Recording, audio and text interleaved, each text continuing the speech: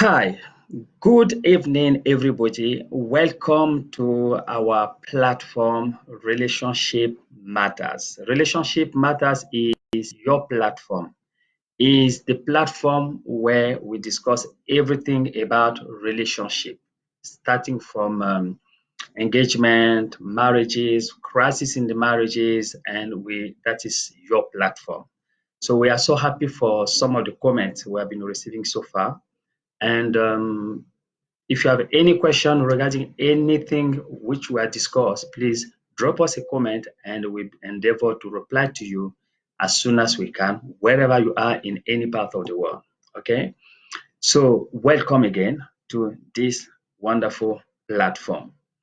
Now, last week we talked about the need for marriage, why marriage, what is the importance of marriage, and we discussed about it. Now, because we are dealing in the topic of marriage, this is where we are dealing at the topic of marriage, the importance of marriage, and how we can make our marriage successful. Now, as we said before, that a successful marriage takes hard work. You have to work in your marriage to make it successful. So, so the question is always the same. Why should you into a relationship? You don't go into a relationship to make it miserable. Nobody enter into a contract to make it to become a burden to you. So everybody goes into a relationship because you want to work for you. You want to enjoy it. You want to benefit from that relationship. So this is exactly what we are trying to do here. We're trying to bring to you the things that can make you to enjoy your relationship. But the truth is this: you have to work on that relationship to make it enjoyable for you and your partner. Okay.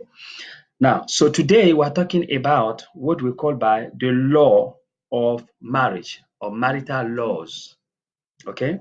Now, just as in nature, everything in life is sustained by laws. We have some physical laws, we have some invisible laws, which are making that sustain our relationship, that sustain life here on earth. So when you know those laws, you will have a good life, kind of. Anytime we break those laws, we have a negative impact. We have a negative impact on us. Such it is also with marriage. Marriage also have, I call them marital laws. Somebody may call them the law, the principles of marriage, but it's still the same. The marital laws, so the laws of relationship. What are those laws? What are those principles? When you know those principles, you work on them, you will enjoy your marriage, right? Now, for instance, so what can we say? We can say that the basic foundation about marriage is love. Okay. Now, love is not a mystery, as I said before. Just as natural laws, there are some laws that we have to obey. You have, for instance, the physical law of gravitation, right? The whole world is sustained by the law of gravitation. That means that anything that flies will always come down. Now, when you break that law, you get injured. If you try to fly, to start to remain on the space, you know you come down. So you break the law, you get injured. That is same with marriage. If you respect the law, the principles of marriage, you will enjoy your life. So but you have to work on those principles. Knowledge is the key. When you know something, you'll be able to appreciate it, whether it's good or bad. But you must know what it is. You must understand how that things work. When you know the functionality of the thing that you want to do, it becomes easier. It makes life easier. So then, what are those laws? Well, if we know and apply those principles, of course, you'll make your marriage successful. But if you don't know those laws, and it will become a burden. Now, what are those laws? First and foremost, you have to understand that you are entering into a relationship with a partner. That partner is a different personality than you. So you're coming from different background. It may be different ethnic background. It may be different races, different countries. Even if you may be in the same countries, but you are coming from different families. So you are different upbringing. So you must know that your understanding may be different. Your mind may be different. But the things that makes you to band together is what? Is the love, right? The things that make you to band together is love. So love is the key. Okay. So you enter into that relationship at the beginning because you love your partner. But remember, a time will come whereby as time goes on, it become a routine. And that love, if care is not taken, it can fade out. So therefore, when you know these laws, they will sustain it. The first law, marital law, is this, is to serve. I'm just looking at my note now, is to serve, right? Serve. What does that mean? That means that you are in that relationship to serve your partner. The man is to serve the woman is to serve the man. Both of you are servicing each other. Servicing means that you are taking care of your partner. That is why you are in that relation. You love your partner. Because you love your partner, you take care of that partner. You serve your partner. Okay? The woman is not a slave. No. The man, you are not the boss per se. You are all equal. You are partner in that marriage, in that relationship. Therefore, you must learn to serve one another. Basic things in the house, for instance, that don't just expect your wife to always be serving, to be cooking, to be cleaning, to be doing things like that. No, you also have to do the same to the wife. You see, if you serve her and she also serves you, both of you are serving each other. That is one of the key that will sustain your marriage. That will make your marriage enjoyable. You create a friendship atmosphere in your relationship. It's not only just husband and wife, but you become friend. You are serving your friend. You are making your friend happy. So service is very important. How you serve your partner, how you help your partner. Okay, many jobs in the house. Don't just expect your partner to do it. No, you are there to help your partner. Your partner is also there to help you. So both of you complement each other in the servicing. That's one of the law. Okay, when you respect this law, when you respect these principles, it will work for you. You'll begin to enjoy. You become more friends in that relationship. The second thing is we talk about love. Now, love comes to the level whereby you begin to esteem your spouse higher than yourself. One of the law of the relationship is you have to esteem your partner. You have to esteem your spouse higher than yourself. Oh, yes, that is the law. That is the law. That's the principle. That means that if I look at my partner, I esteem her, I put her interest more than my interest, right? I do that to my partner. My partner also does that to me. So it becomes like a competition. Each one of us were making our partner higher than ourselves. And that is one of the law. That's one of the principles. So it becomes like a competition in the house. You esteem, you do that, I do that as well. And this is one of the key that can make your relationship an enjoyable place to be. So esteem your spouse higher than yourself. That's the goal of a family life. You came into the house, into that relationship because you love your partner. So if you love your partner, you continue to love her. You want to please him more than yourself. They become a competition in that relationship. And when you do that, that's one of the sustainability, the law that can sustain your marriage. To esteem one another higher than yourself. Now, also, another thing you should do is how can I please my partner above all? That is it. Remember when you were dating, when you started our relationship, what was in your mind? I want to please my partner. You know, when you are going for a date, you want to make yourself that I want to make my partner, I want to please her, I want to do this, I want to do that. That same principle should continue all the time. That means that you are in that to please your partner. You do everything to make your partner happy. And that is very, very important. You make your partner happy. When you please your partner, you see, the thing you have to understand that in that relationship is like a competition between two of you. Who will please who first? Right? So it's a competition you are having now. Just remember when you started before in that relationship, you were always trying to please your partner. You're always trying everything to please your partner. The same principle should continue. As you grow older, even the routine, you become more friend. So your aim now is, I want to do everything to please my partner. What are the things that you can do to please your partner above all? That is also another law, another principle that can make your relationship enjoyable. Okay? Now let us look at the other law here is you must be ready to sacrifice your interests and desire just to satisfy your spouse.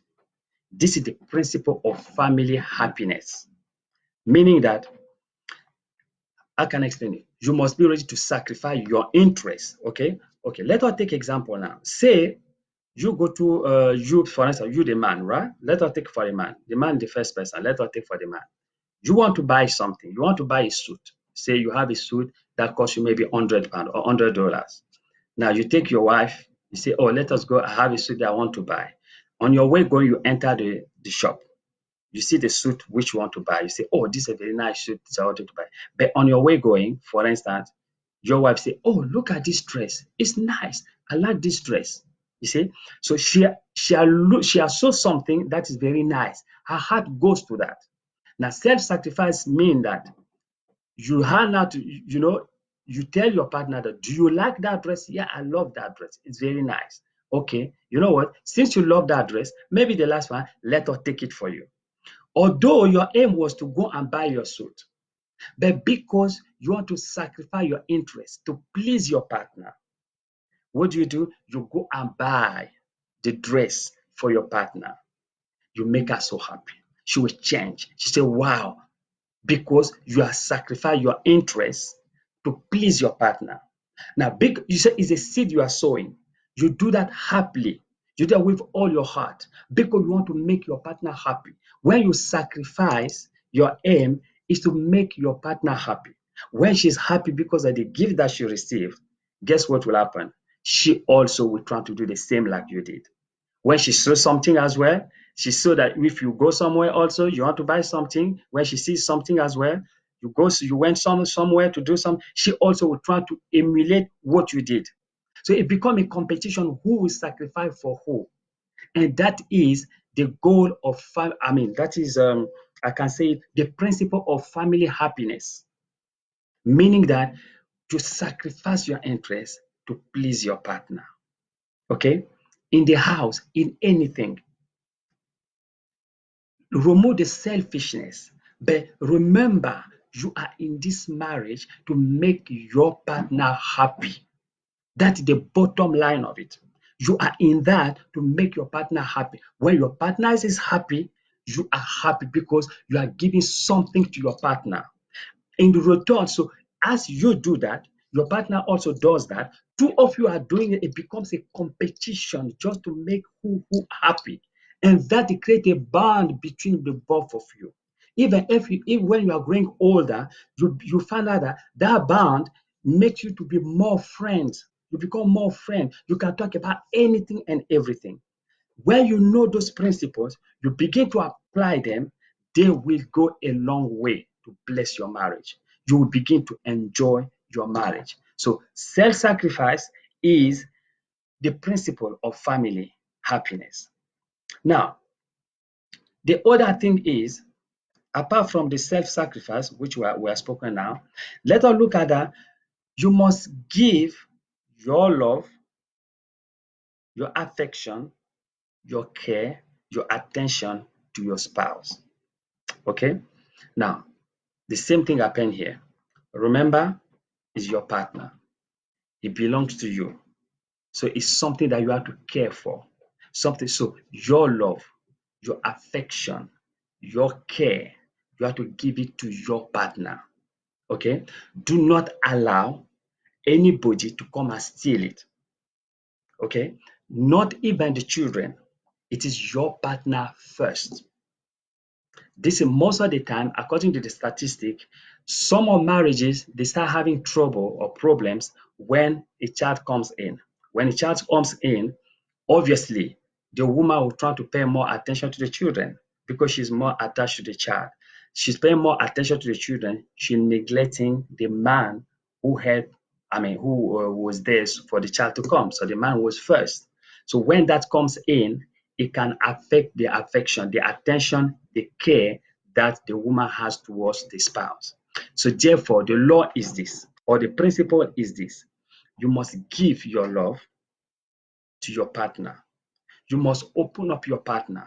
Man should do that. You must do what everything you have belong to your partner. So also, women, everything you have belong to your man. So the love must be given to your partner. It can be the love, just the agape love, or it can be any type of love. Your heart, the sexual love, all of these things is for your partner. Okay. Then, as I say again, the affection is towards your partner, and the care, how you care for your partner, supposed to be your first priority. You are in that marriage to serve your partner. The husband to serve your partner, the wife to serve your partner, both of you. That's where love comes in. You say the things you love, you care for it. Anything you love, what do? You care for it. You pay attention to it. You go extra mile to make sure that that thing is protected, that that thing looks nice because you love that thing. Just the same way here, you love your partner. Therefore, you put your effort to take care of that your partner. You put the affection there to protect that partner, to nourish that partner, so that the partner will look better. Both of you are to do it. If it comes only one side, it will affect your marriage. If you are the only one receiving and you are not giving back, it will become a problem. Oh, yes. It must be both way. As I give, you also give. As I give, you also give. It becomes like a competition. And that's one of the biggest principles that can make your marriage to last longer and to be enjoyable. What else? Love always gives, it does not take. Love gives preference to the other and thinks always to the other. That's another law. That in that marriage you everything you do, as I said before, is for the pleasure of your partner. So you are giving to your partner. You are giving everything you have, resources. For instance, you go to work. Why are you working? You are working to take care of your family, to take care of your wife, to take care of your children. Same way, the wife also, you are working to take care of your husband, to take care of your children. So both of you are working that marriage for to make your partner happy, to make your partner comfortable. So therefore, what you do, you give to your partner, give your love to your partner, give your substance to your partner, give your resources to your partner, give your money to your partner. Now again, it must not be one way. It must be both ways. As you are giving, I am giving. As you are sacrificing, I am sacrificing. As you are taking care, I am taking care. As you are paying attention, I'm paying attention. Those are the principles that makes a marriage to be successful and that makes a marriage to last longer. That's why I say to you that a successful marriage, it takes hard work. So as you observe this principle one by one, as you observe this law one by one, they will create a heavenly atmosphere in your family. It creates a heavenly atmosphere in your marriage. Now, again, marriage is a decision to share your life, right? With who? With your spouse until death. Therefore, share your time with your partner. Okay, so share what? Your wealth with your partner. Share your joy with your partner. Share your sorrow with your partner. So now the other principle out is what? Sharing. Sharing. You are sharing what you have with your partner. Why? Because two of you are becoming one person. You are bound together for life until death. Nothing will separate you. You are not in that marriage not to be separated. That's what you should understand, that I enter in this relationship not to be separated after 2, 3, 4, 5, 10 years. No, I am in it for all my life. Therefore, this is all that I have. You guys see, this is all that I have. Therefore, whatever I have, I cannot go and share it outside. I share it with the person that I'm bound together. So I share my time. There's time whereby you can go and be with your friend, but most of your time for a successful marriage to stand, you must share your precious time with your partner. It is during that time of sharing that you begin to talk. You begin to embrace all areas of life. You begin to bring everything from your heart. This is it. Now, if you don't have that time to share with your partner, very soon it can lead into problems. Because if one want to talk, another one never have time, very soon you can create, you can create kind of division, kind of cracks, and that is not good for a successful marriage. So time sharing is very important. You must find a time whereby you always go on vacation together. That you are sharing your time. You go from meal together. That's sharing your time. Go to restaurant together. That's sharing your time with your spouse. And also, you share your wealth. As I said before, you are working. The money you are working, what is it for? It's not only for you, it's for your partner so that you can take care of your partner. So together you are building a family, an enjoyable family whereby you put everything together. So you are sharing your wealth, you are sharing your resources with your partner. And that means that any project we have in the house, in the family, both of us comes together. We talk together, we look at it together, we decide together, and we take a decision together that this is what we'll do. That is the meaning of sharing your wealth with your partner and also sharing your joy with your partner. Okay? Whenever something goes well, it is with your partner you have to celebrate. It is with your partner you have to share those good moments. You share those good moments with your partner. Very important. When you do that, the aim here is that to create a bond, to create that attraction so that you can glue together in one unit, in one union. Now, again, as I say, share your joy with your partner and also share your difficulties with your partner. When you are going through a difficult path, right? Are you going to share with? You share with your partner. She or he is there to support you. She or he is there to sustain you. He said, yes, I'm here behind you. I'm holding your hand. Although you are going through a problem, but we are one family. We are together. We are here to help each other. So you share those moments of success and moment of failure also together.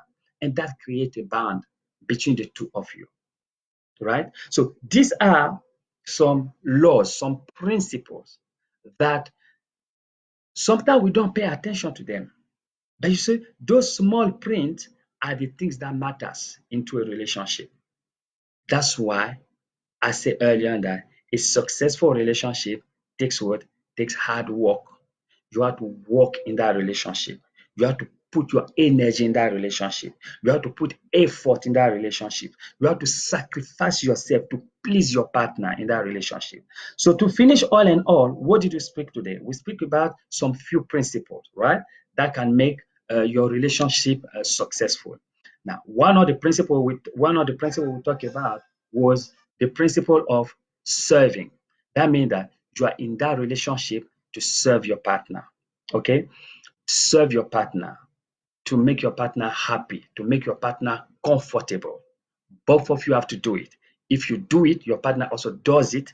It's good. Anything is come the house, serve tea for the partner, serve coffee for the partner. Yes, as I do that, she also does that. It become what? A competition in the house. Who will serve who first? Right? Again, for instance, the first comes in the house after work. Maybe the husband comes first. You go in the kitchen, you prepare, you make ready when your partner comes. Oh, everything is done. Good. The same vice versa. When if the wife is the first to come, you also do that. That is it. We should not just say, oh, the wife, you are the one in the kitchen, you are the one who be cooking. No. When too much burdens comes on the wife, but is breaking that relationship. It becomes like a burden, it's a routine. She may not enjoy it, but she's just there because I have to submit. No, she has to be there because she's enjoying it. So time to time, the man, not time to time, but whoever is there, you have to go cook, prepare. When your partner comes, enjoys it, both of you. So that's the first part of we talk about service. Okay. The second thing we talk about is to esteem your partner higher than yourself. That means that putting the interest of your partner above yourself. Okay, so you please your partner more than yourself. Again, because we are two of you, if you do that, he or she does that, it becomes good for both of you.